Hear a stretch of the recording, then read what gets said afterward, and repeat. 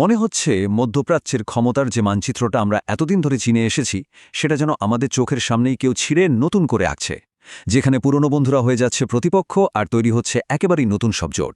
সম্প্রতি সৌদি আরবের একজন খুবই প্রভাবশালী ব্যক্তিত্বের একটা বিশ্লেষণ এই অঞ্চলের রাজনীতিতে রীতিমতো একটা ঝড় তুলে দিয়েছে। কিন্তু এই যে এত বড় পরিবর্তন, এর পেছনের আসল কারণটা কি?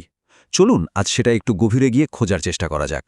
ভাবুন একবার, এই কথাটা বলা হচ্ছে সংযুক্ত আরব আমিরাত বা ইউএইকে নিয়ে, আর যিনি বলছেন তিনি কোনো সাধারণ মানুষ নন। তিনি হলেন সৌদি আরবের একজন গুরুত্বপূর্ণ ব্যক্তি, ড আহমেদ আল তুহিজারি। একটা সম্পর্ক ঠিক কতটা খারাপ হলে একসময়ের মিত্রকে ট্রোজান হর্স বলা যায়, এই একটা বাক্যই তা পরিষ্কার করে দেয়। তো স্বাভাবিকভাবেই প্রশ্নটা উঠছে, কেন কেন এমন একটা মারাত্মক অভিযোগ তোলা হচ্ছে যে দুই দেশ একসময় সবচেয়ে ঘনিষ্ঠ মিত্র ছিল, তাদের মধ্যে এমন তিক্ততা কিভাবে তৈরি হলো? এই পুরো বিশ্লেষণের গভীরে গিয়ে আমরা এই প্রশ্নগুলোরই উত্তর খুঁজব। আচ্ছা, তাহলে প্রথমে মূল অভিযোগটা দিয়ে শুরু করা যাক।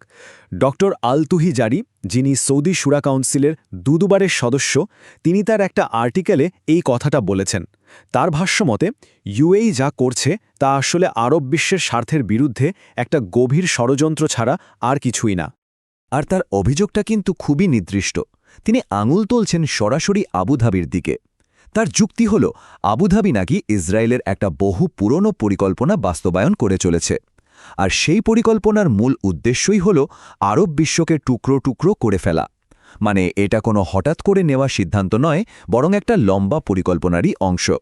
এই সেই পরিকল্পনা যেটা ওদেদ ইনন প্ল্যান নামে পরিচিত, প্রায় ১৯৮২ সালের একটা ইসরায়েলি স্ট্র্যাটেজি পেপার, যেখানে বলা হয়েছিল আরব বিশ্বকে জাতিগত আর ধর্মীয়ভাবে ভেঙে ছোট ছোট দুর্বল রাষ্ট্রে পরিণত করতে হবে। আর এর পেছনের কারণটাও পরিষ্কার, যাতে করে এই অঞ্চলে ইসরায়েলের আধিপত্য প্রতিষ্ঠা করা যায়। আর এই যে দেশগুলোর নাম দেখছেন, Libya, Sudan, Yemen, Somalia, Algeria, doctor আল তুহিজারির মতে এই সব জায়গাতেই ইউএই ওই বিভাজনের নীতিটা খুব সক্রিয়ভাবে কাজে লাগিয়েছে। সবখানেই আরব ঐক্যকে দুর্বল করার চেষ্টা করা হয়েছে বলে তিনি অভিযোগ করছেন। এখন প্রশ্ন আসতে পারে, সৌদি আরব আর সংযুক্ত আরব আমিরাতের এই দূরত্বের কারণটা আসলে কি? এটা কি শুধু একটা সাময়িক মনোমালিন্য? ডক্টর আল তুহিজারির বিশ্লেষণ বলছে, একদমই না। এটা কোনো হঠাৎ ঘটে যাওয়া ঘটনা নয়। এর মূলে রয়েছে একেবারে কৌশলগত মতপার্থক্য। এর সবচেয়ে স্পষ্ট উদাহরণটা যদি দেখতে হয়, তাহলে আমাদের ইয়েমেনের দিকে তাকাতে হবে। দেখুন, একদিকে সৌদি আরব চাইছে একটা ঐক্যবদ্ধ শান্তিপূর্ণ ইয়েমেন, আর ঠিক তার উল্টো দিকে সংযুক্ত আরব আমিরাত চেষ্টা করছে দক্ষিণ ইয়েমেনকে আলাদা করে ফেলতে। দুটো দেশের লক্ষ্য এখানে পুরোপুরি বিপরীত। এর সাথে আরেকটা বড় কারণ হল অর্থনৈতিক প্রতিযোগিতা। ডক্টর আল তুহিজারির মতে সৌদি আরবের ভিশন 2030-র কারণে যে বিশাল অর্থনৈতিক পরিবর্তন আসছে, সেটা ইউএইর নেতৃত্বের মধ্যে এক ধরনের ঈর্ষা তৈরি করেছে। আর সেই ঈর্ষা থেকেই নাকি সৌদি আরবের এই সাফল্যকে থামিয়ে দেওয়ার চেষ্টা চলছে।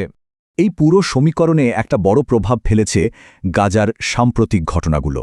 এই একটা ঘটনায় শুধু আঞ্চলিক রাজনীতি নয়, সৌদি আরবের নিজের দেশের নীতি এবং সাধারণ মানুষের চিন্তাভাবনাতেও একটা বড় পরিবর্তন এনে দিয়েছে। দেখুন, ৭ই অক্টোবরের আগে কিন্তু গল্পটা ছিল একদম অন্যরকম। তখন ইসরায়েলের সাথে সম্পর্ক স্বাভাবিক করা নিয়ে কথাবার্তা চলছিল, কিন্তু গাজার ঘটনাগুলো যেন পুরো টেবিলটাই উল্টে দিল। এরপর রিয়াদের অবস্থান রাতারাতি কঠোর থেকে কঠোরতর হয়ে ওঠে। ডক্টর আল তুহিজারির যুক্তিটা খুব সহজ। তিনি বলছেন, গাজার ঘটনা সৌদি নেতৃত্বকে এটা বুঝিয়ে দিয়েছে যে ইসরায়েলের বর্তমান শাসকদের সঙ্গে কোনো রকম শান্তি বা সহযোগিতার আলোচনা করাটা কেবল কঠিনই নয়, এটা আসলে অসম্ভব। তাদের ওপর বিশ্বাস রাখার আর কোনো জায়গায় বাকি নেই। আর এর সাথে আছে জনমতের চাপ। ডক্টর আল তুহিজারি মনে করিয়ে দিচ্ছেন যে গত ৭৬ বছর ধরে সৌদি আরবের মানুষ কিন্তু ফিলিস্তিনিদের অধিকারের পক্ষে কথা বলে আসছে। দেশের মানুষের এই আবেগকে কোনোভাবেই উপেক্ষা করা সৌদি নেতৃত্বের পক্ষে সম্ভব নয়। তো এই যে পুরো পরিস্থিতিটা বদলে গেল, এর মধ্যেই একটা নতুন আঞ্চলিক জোটের ধারণা দিন দিন শক্তিশালী হচ্ছে। এটাকে আসলে ইসরায়েল আর তার মিত্রদের দিক থেকে আসা হুমকির বিরুদ্ধে একটা ডিফেন্সিভ বা প্রতিরক্ষামূলক ব্যবস্থা হিসেবেই দেখা হচ্ছে। ডক্টর আল তুহিজারির ভাষায় এই জোটটা কোনো বিলাসিতা নয়, বরং এটা চরম প্রয়োজনের ফল। তার মতে নিজেদের অস্তিত্ব রক্ষার জন্যই এমন একটা জোট এখন সময়ের দাবি হয়ে দাঁড়িয়েছে। এই জোটের ভিত্তিটা তৈরি হতে পারে সৌদি আরব আর পাকিস্তানের প্রতিরক্ষা সম্পর্ককে কেন্দ্র করে, আর ভাবা হচ্ছে যে ভবিষ্যতে তুরস্ক আর মিশরের মতো শক্তিশালী দেশগুলো এতে যোগ দিতে পারে। আর উদ্দেশ্য একটাই, সম্মিলিতভাবে ইসরায়েলের প্রভাব ঠেকানো এবং এই পুরো অঞ্চলের নিরাপত্তা নিশ্চিত করা। তাহলে এই পুরো আলোচনা থেকে আমরা ঠিক কি বুঝতে পারলাম, আসল কথাটা কি? বিষয়টা কিন্তু বেশ পরিষ্কার এবং এর প্রভাব হতে পারে সুদূরপ্রসারী।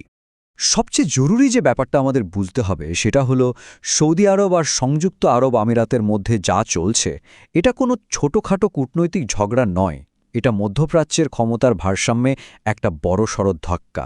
পুরনো জোট ভেঙে গুড়িয়ে যাচ্ছে আর এই অঞ্চলের রাজনীতির ভবিষ্যৎটা যেন নতুন করে লেখা হচ্ছে আমাদের চোখের সামনে। আর এখানেই আমাদের শেষ প্রশ্নটা চলে আসে, এই যে নতুন প্রতিদ্বন্দ্বিতা, এ নতুন মেরুকরণ, এটা আগামী দিনে মধ্যপ্রাচ্যকে ঠিক কোন দিকে নিয়ে যাবে? এর ফলাফল কতটা সুদূরপ্রসারী হবে সেটা তো সময়ই বলবে।